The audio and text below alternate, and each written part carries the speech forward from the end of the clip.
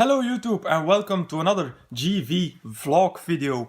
Vlogs where I show you a different part of my life except the anime part. Last time I took you guys with me to Riga where I participated in a martial arts tournament, and this time you can come along on my cycling holiday to Mallorca. Now I'm leaving in a few days, but I wanted to get this vlog out today since today it is Wednesday and I leave on Saturday. But today I start my final preparation. I have been training and dieting for the past 3 months, but now these final days, they mark the final stretch, the final preparation for going there. But I will get back into that later on in this video.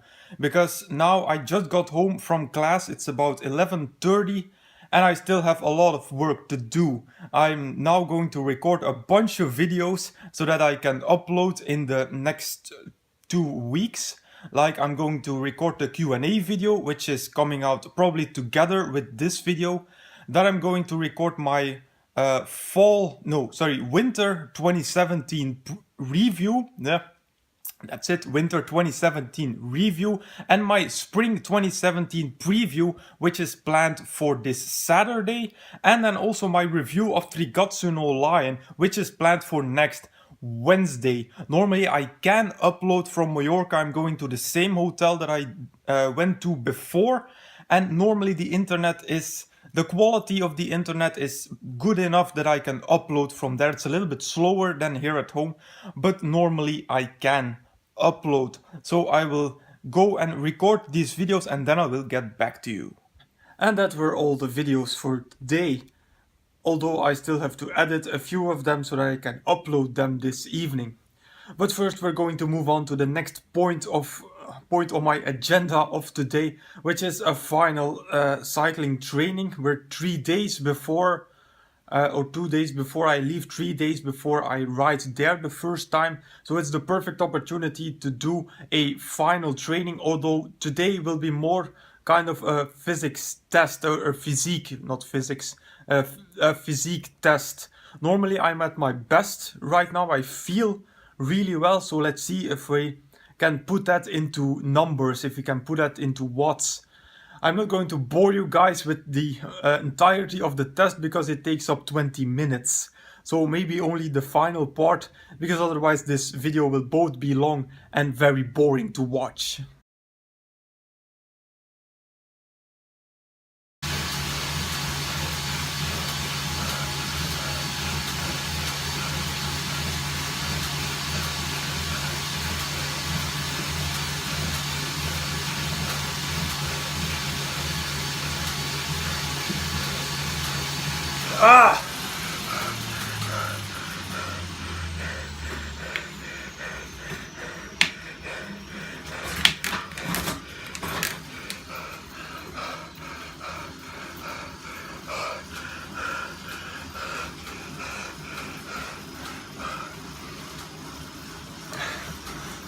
And that's what you call pushing yourself to the limit.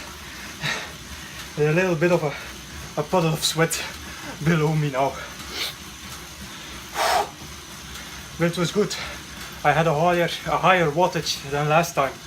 So in a minute I'm going to calculate how many it exactly was and how many watts per kilogram I can now produce. But it was a hell of a lot more than last test, which was like, I think at the beginning of this month, and definitely a lot more than 3 months ago when I started, or in September when I went to Riga. I'm in much better shape now. I think I'm in the best shape I've ever been. But first I'm gonna ride out a little bit. But before we calculate, we're first gonna grab ourselves a little bit of a recovery shake because I need it. Because like riding 20 minutes at full power, it may seem like it's hard opening with one hand. It may not seem like much since it's only 20 minutes, but if you ride 20 minutes full power, like the hardest you can go, then you're freaking broke after 20 minutes. I think you saw that. So let's see if I can open this with one hand. Yes, I can. Just grabbing some milk.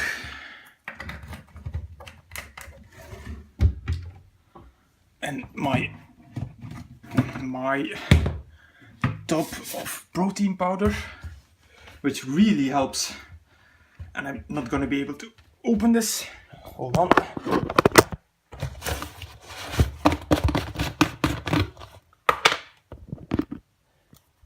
Oh, there we go.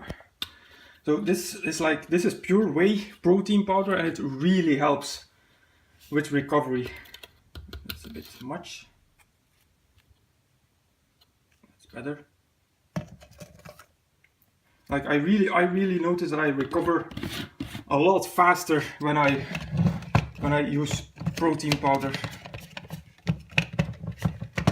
Yeah. But I trained enough. I need to do this with one hand. So now that we grabbed that, let's see what our values really were. So this is my sheet that I use to calculate it. It's called FTP test. It stands for functional threshold power. As you can see, this was where I started about 3 months ago, 293 watts. And today I did about 370. So that makes, this is a bit of a correction because the turbo trainer that I use isn't 100% correct. So I take a rough, I decline it by a lot. This is 80% and then another time 95% of this number. Could be that this is a little bit high, but it doesn't really matter. My weight before I started was 70.1. As you can see, I lost some weight. Before I was even more than this. At my heaviest I was 73 and that was way too much to my liking. So that gives me, yeah, that was what I was aiming for, 4 watts per kilogram. That was really my goal when I started to train 3 months ago, was to get my power level above 4 watts per kilogram of body weight. And that's pretty freaking good. So I think Mallorca can come now. I'm first gonna drink my shake and I'm gonna tell you something more about my preparation. So that was the last training session. For the next 2 to 3 days, so today is Wednesday, Thursday, Friday, Saturday morning I leave. It's going to be mainly resting. I still have to go work in the laboratory on my thesis for 2 days. But like there's no training anymore except for later on today when I still have a martial arts training. But after that it's going to be full rest and start preparing. Preparing mostly in terms of what we in cycling call carbo loading. For the past 3 months I have cut my carbohydrate intake, so like potatoes, bread, cereal, carbohydrates, sugars. I have cut that by about a half. So only taking in half the carbohydrates. With that I force my body to burn fat, to burn the little fat that I have. You also saw that my weight declined. That's because of that, because of training and cutting down my carbohydrates. But now the final 3 days before on Sunday I'm going to ride the first time. I'm actually going to do the opposite. So not cutting my carbohydrates, but increasing my carbohydrate intake. I'm going to at least double or triple my carbohydrate intake. The reason for that is that if I take a lot of carbohydrates in for the next couple of days, my muscles can store a lot of glycogen, and glycogen is glucose, glucose is energy. And if you do that 3 days in a row, then your muscles are going to be completely saturated with glycogen and you will have as much energy as you can possibly have. So that will mean, yeah, like eating more and also using one of these. It could be that this is mirrored so that you can't read it. But this is a carbo load powder. I've actually never used one of these before, but I know that it works. I know all the cyclists use it, so I'm gonna give it a try. So this is pure carbohydrate powder. Like people who want to lose weight are going to avoid what's in here. But this is carbohydrates, this is pure sugar. But so I'm going to empty this top, completely empty it in the next 3 days. It's going to be a lot of drinking because this is drinking powder. But if I have finished this, then my muscles will be completely saturated with glycogen, and I know I will be at the best that I can be, because as you just saw, that 4 watts per kilogram, I have never obtained that. And also when I went training outside, I felt that I was super strong, that I'm a lot stronger than I was last year, or even half year ago, or even 3 months ago. I was far from this strong. So yeah, I think I'm gonna jump in the shower, shave my legs. Still have to do that because we're cyclists, of course. It's a rite of passage. That's maybe something that I should address for a moment, because for people who are not into the cycling world, it may seem strange. Why do cyclists shave their legs? A lot of people will say, oh, it's not manly, definitely not for men to shave your legs. But there are actually good reasons why we shave our legs. One, it's some sort of a code, it's a rite of passage. It shows that you're serious about what you're doing. If I see someone riding and he has like super hairy legs, then I know that he's not a true cyclist. I know that he doesn't train a lot. That's the first thing. Second reason, if you fall, that's more for professional cyclists. If you fall, it is much easier to clean the wounds, because if you fall on asphalt, you mainly have like burning wounds, and it's a lot easier to clean those and to disinfect those and to heal. No, not to heal, to treat those when there is no hair standing in the way. That's the second reason. Third reason, also more for professional cyclists, it's easier to massage your legs. When there's a lot of hair on your legs, like the balm or the oil that they use, it gets stuck everywhere and it sticks and it's just not pretty.